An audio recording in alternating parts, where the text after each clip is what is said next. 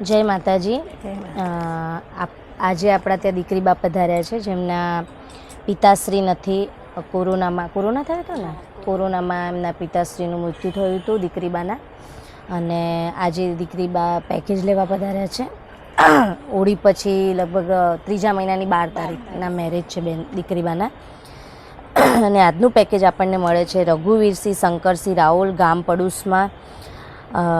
જે રઘુવીરસિંહ શંકરસિંહ રાઓલ છે જે મૃત્યુ પામેલા છે, મતલબ સ્વર્ગવાસ થયેલો છે, અને એમની 25મી પુણ્યતિથિ નિમિત્તે એમના દીકરા એટલે કે સંજયસિંહ રઘુવીરસિંહ રાઓલ એમના તરફથી આ પેકેજ કન્યાદાન રૂપે ભેટ આપેલું છે.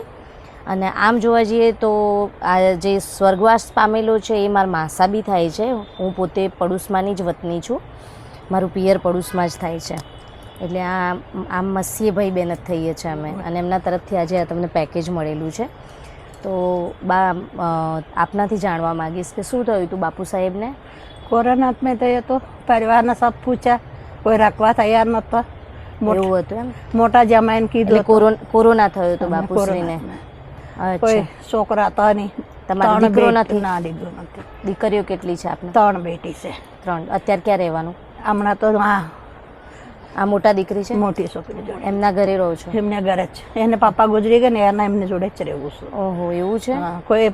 કોઈ સાથ નહીં આલ્યા. એમને પપ્પાને ગેસ્ટ હાઉસ હતું એ બી અમને સાથ નહીં આલ્યા. એ લોકોએ લઈ લીધું એવું છે? હોટલ કિંગ પેલેસ કરીને સુભાષ બિરજા હતું, એ બી મને કોઈ સાથ નહીં આલ્યા. હું એકલી પડી ગયો. એક છોકરીને પાણાવી દીધું. આ એક અમને કોર્ટ મેરેજ કરાય ને બસ. હું બહુ બીમાર રહેવું. અચ્છા. બધાને પૂછ્યા તો બધા ના જ ફરતા હતા. આ એક મોટા જમાઈ કીધું હા હું રખશું બધે.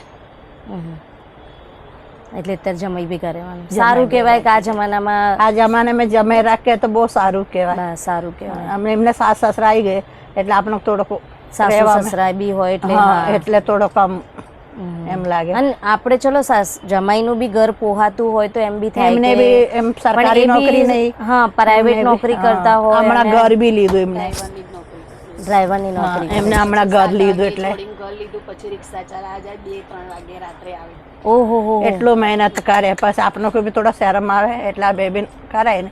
કોઈ બી આશ્રમ માં રહી જાઉં, ક્યાં બી રહી જાઉં, લેકિન આ છોકરીને પાણાવી દે એટલે મારા ભલે મરચો રોટલો અમે ખાઈશું તો એમને ખવડાવીશું એમ તો બા છોકરીને એકલી નહીં મૂકી દુનિયા અમે એમ.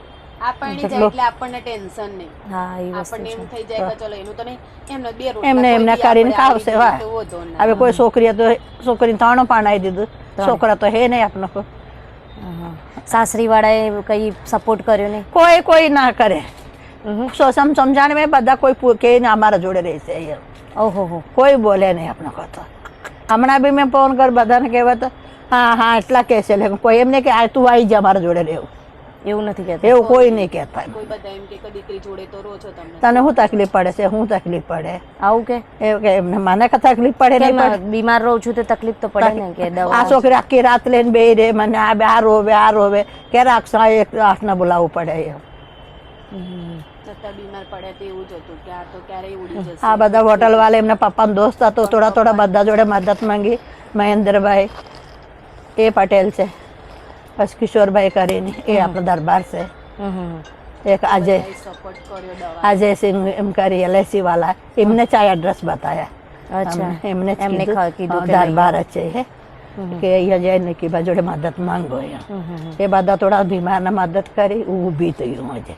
અચ્છા, બીમાર હતા તમે? બહુ બીમાર હતો. 50,000 એવા ગઈ દવા. એટલો બધો ખર્ચો થઈ ગયો? એટલું બધું ખર્ચા થઈ ગયા.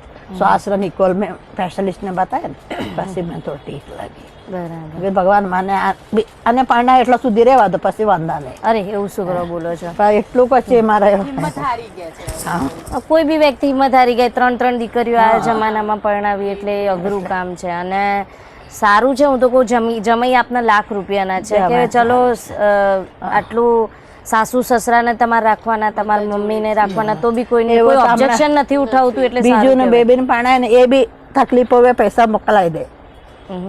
નિકોલ રહેશે એ જમાઈ, એ કાકાનો છે. જયારે બીમાર પડે તો 3,000-2,000 લે, મમ્મીને ભલે દવા કરાવી દો. એ બધા આપણે જમાઈ બધા સારા મળે. આમને પણ એ બી જમાઈ સારા મળે. બીજું કોઈ આપનું વાંધો નહીં, હું દીકરી સાસરે જઈને સુખી થાય એવા અમે આશીર્વાદ આપીએ. બસ, અને અમારાથી જે થાય અમે હેલ્પ કરીશું. અમને દાતાઓ મળે છે. અચાનક જ તમે તો આવ્યા ને અહીંયા. અચાનક જ એમને બેન જ પધાર્યા હતા એટલે- અને એમની પરિસ્થિતિ ખરેખર મને બહુ અઘરી એમ કહેવાય ને કે બહુ ટફ લાગી. એટલે પછી મેં એમને અચાનક જ મને પૂછવા આવ્યા હતા અને મેં એમને પેકેજ આપી દીધું. કારણ કે એમને દીકરીનું લગ્ન એકદમ નજીક આવે છે અને દીકરીને સાદાઈથી જ પરણાવવાની છે. એટલે મેં કીધું આપ ટેન્શન ના લો, આપ આવ્યા છો તો ધક્કો ના ખાઓ, હું અહીંયાથી આપની પેકેજની સગવડ કરી દઉં છું. એટલે મેં પેકેજ એમને આજે આવેલું હતું તો મેં એમને આપી દીધું છે. અને જિંદગી में आपका मेहरबान આમ ઉપકાર કર્યા ભૂલું અરે નહીં ના એમ. ના, હું તો એ ચિઠ્ઠીની ચાકર છું. જુઓ, મારી પાસે કોઈ આવે ને હું તો, અને કહેવાય છે ને કે એક આંગળી ચીધ્યાનું એ પૂન છે. એટલે આજે દાતા મારો ઉપકાર માન્યા કરતા એ દાતાને દાતાઓનો બી ઉપકાર આત્મા માનો. શાંતિ રહે હા, ને. કે ભગવાન એમને બી ઘણું આપે એમને અને બી આવી ઘણી સેવાઓ હાલે. એ અમારા બોલીનાથ પર બહુ ભરોસા છે હા. કાઢશે. બેન રાજસ્થાનથી બિલોંગ કરે છે એટલે એમની લેંગ્વેજમાં થોડુંક હિન્દી ભાષા આવી જાય છે. અને છે બાયકાસ્ટ રાજપૂત છે, રાઠોડ પરિવારથી બિલોંગ કરે છે. અને ભગવાન એમને બી શાંતિ અને સુખી રાખે એટલી આપણે પ્રાર્થના કરીશું. અને દીકરી બેટા, આપને ગમ્યું પેકેજ? આપને આપની પસંદથી લીધું? ઓકે. અહીંયા પેકેજ મળે છે, એવું નથી કે ફ્રી પેકેજ મળે છે. કોઈ સક્ષમ હોય પરિવાર તો 7100 પેકેજનો ભાવ રાખેલો છે. કન્યાદાનનું પેકેજ છે, આપ આપની રીતે લઈ શકો છો. જય જય માતાજી. માતાજી.